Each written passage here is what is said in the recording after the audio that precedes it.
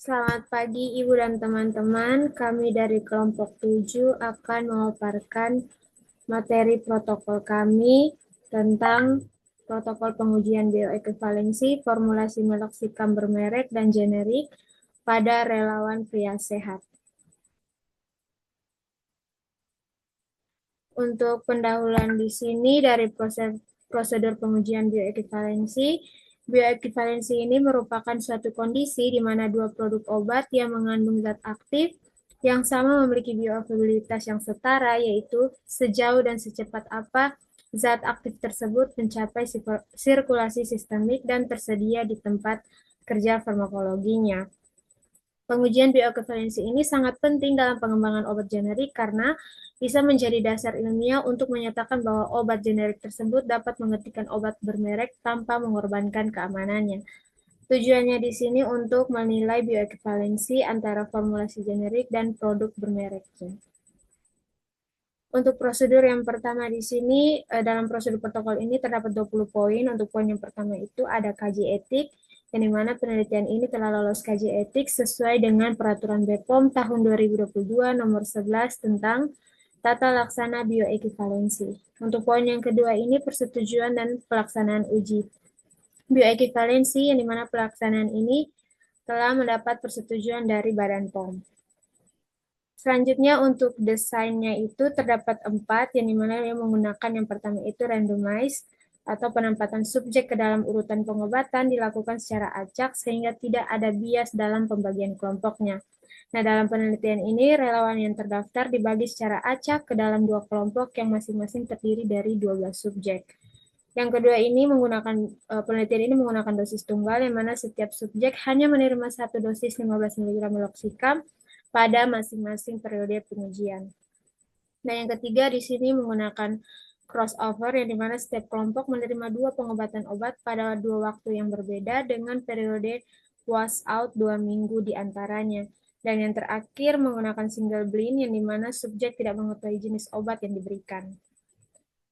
Selanjutnya ada studi farmakokinetik. Nah, dalam penelitian ini, studi farmakokinetik yang dilakukan dengan analisa parameter farmakokinetik, yaitu ada Cmax, Tmax, dan juga AUC. Yang dimana Cmax itu untuk melihat konsentrasi maksimum obat dalam plasma, Tmax itu waktu untuk mencapai Cmax, dan AUC itu area di bawah kurva di antara 0 hingga 24 jam.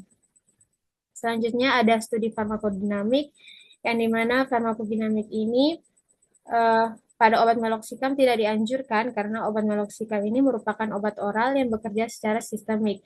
Oleh karena itu, kadarnya dapat diukur untuk uji bioekuivalensi secara farmakokinetik saja untuk membandingkan parameter dari kedua jenis obat tersebut.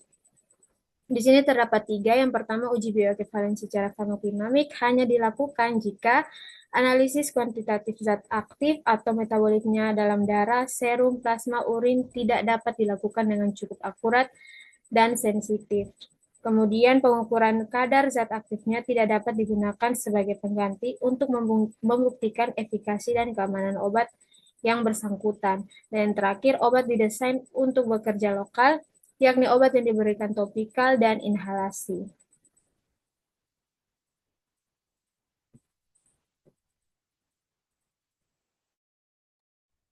Selanjutnya kita masuk pada subjek.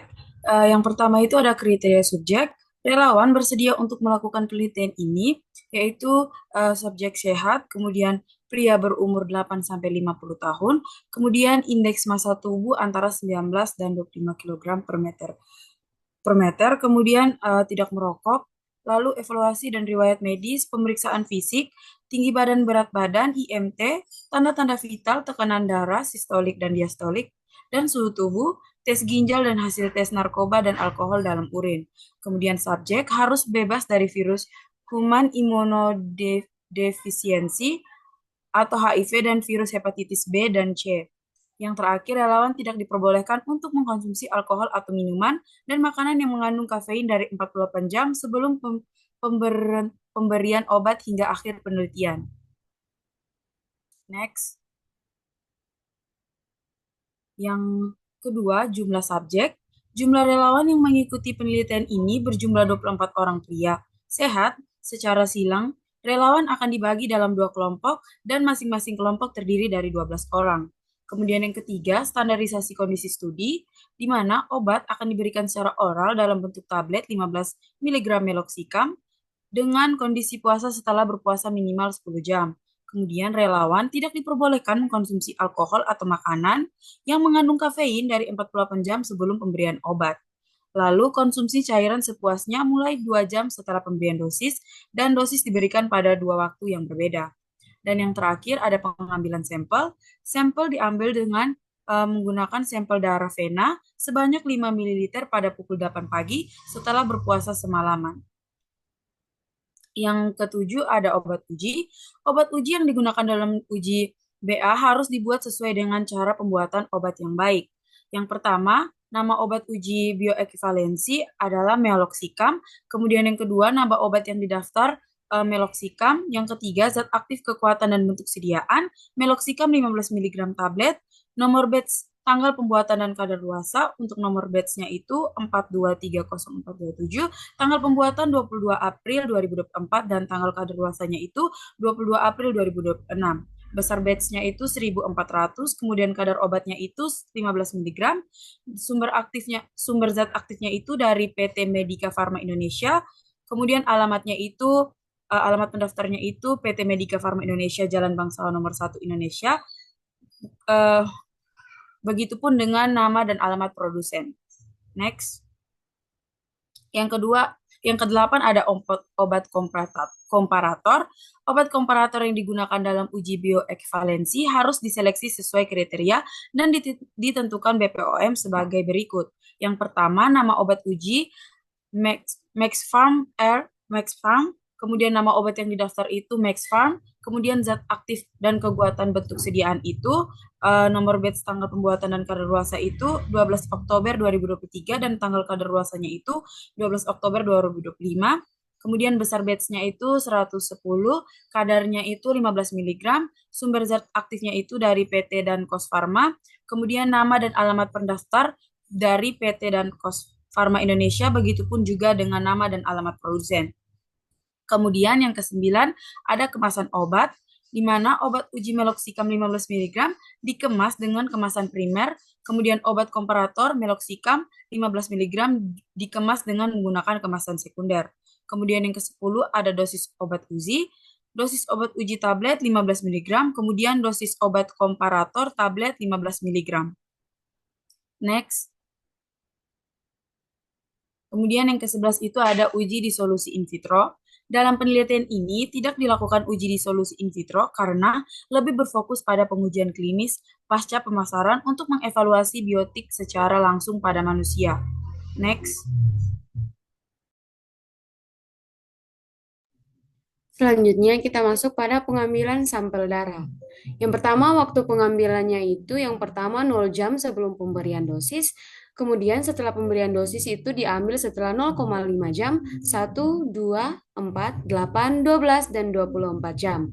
Untuk jumlah sampelnya itu 15 ml darah vena yang dikumpulkan pada setiap waktu pengambilan. Teknik pengambilannya itu pertama-tama darah yang diambil melalui kanula yang dipasang di lengan bawah dan dimasukkan ke dalam tabung vakum cleaner berisi natrium heparin. Untuk pemrosesan sampelnya itu, darah akan disentrifugasi pada kecepatan 900 dan selama 15 menit untuk memisahkan plasma yang diperoleh, kemudian dipindahkan ke tabung lain dan disimpan pada suhu 800 derajat Celcius. Selanjutnya ada pengambilan sampel urin. Nah, pada penelitian ini pengambilan sampel urin tidak dilakukan dalam penelitian ini karena tujuan utama penelitian adalah mengevaluasi biografi berdasarkan parameter farmakokinetik plasma bukan ekresi obat dari urin. Untuk analisis yang diukur, pengukuran konsentrasi meloxicam dengan sampel plasma dilakukan dengan kromatografi cair kinerja tinggi. Untuk enantiomernya, meloxicam ini tidak memiliki bentuk enantiomer sehingga tidak perlu dilakukan analisis spesifik.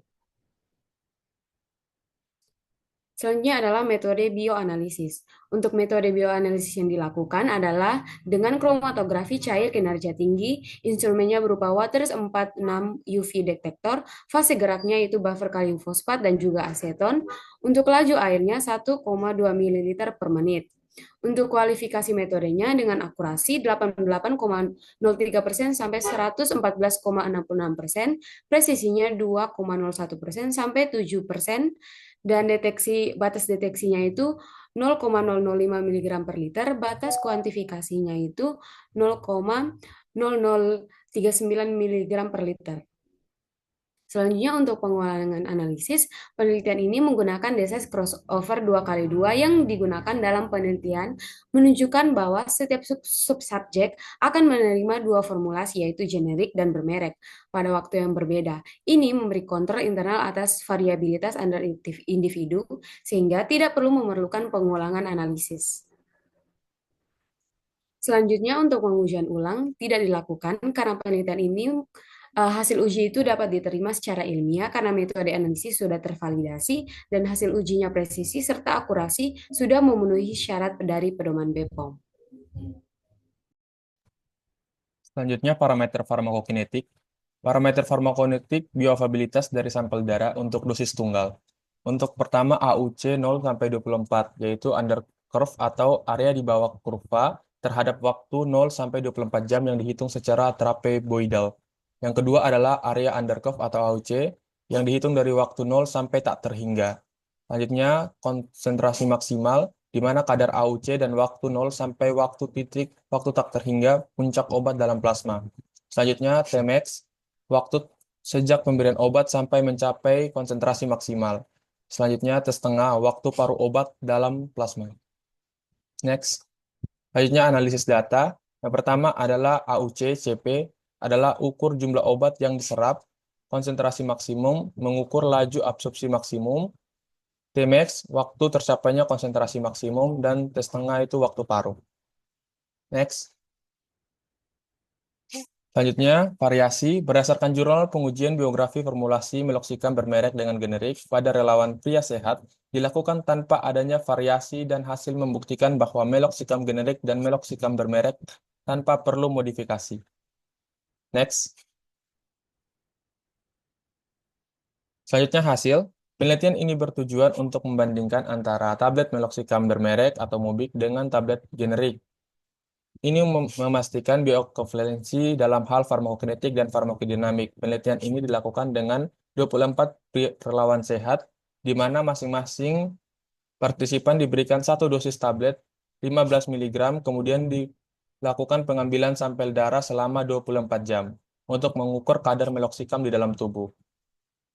Selanjutnya, hasil penelitian ini menunjukkan bahwa tidak terdapat perbedaan yang signifikan pada profil farmakokinetik antara tablet generik dan bermerek.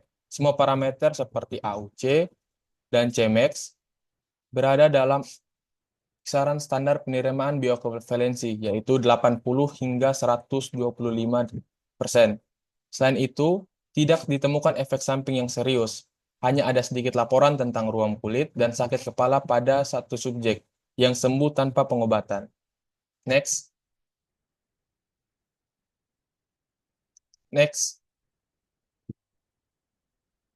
Selanjutnya, dalam penelitian ini ada beberapa protokol BPOM yang tidak dilakukan. Yang pertama itu pengambilan tes urin. Meloxicam sendiri itu berdasarkan ini NIMS, dia terikat 99% lebih pada protein plasma di dalam darah, sehingga penggunaan sampel urin itu ini sangat tidak dianjurkan. Selanjutnya itu dilakukan pengujian ulang. Pada studi ini, desain crossover dosis tunggal, pengujian ulang biasanya diperlukan kalau ada anomali besar atau variabilitas ekstrim dalam hasil individu. Karena data hasil pengujian konsisten, clearance 90% dalam 80-125% untuk AUC dan Cmax, maka tidak dilakukan pengujian ulang. Selanjutnya ada uji disolusi, karena tujuan studi ini adalah pengecekan real world, post-marketing. Mereka memilih pengujian klinis langsung, farmakokinetik atau farmakodinamik pada manusia, untuk memastikan bahwa perubahan formulasi eksipien generik tidak menyebabkan perbedaan biofarmasi. Selanjutnya, enantiomer. Meloxicam adalah obat artial tidak punya isomer atau enantiomer aktif pada kiri dan kanan, sehingga tidak diperlukan uji enantiomer. Next.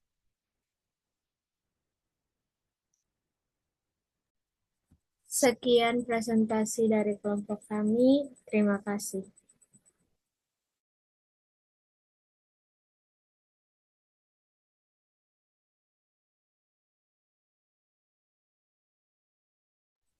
Sarbe lihat tuh, mati sampai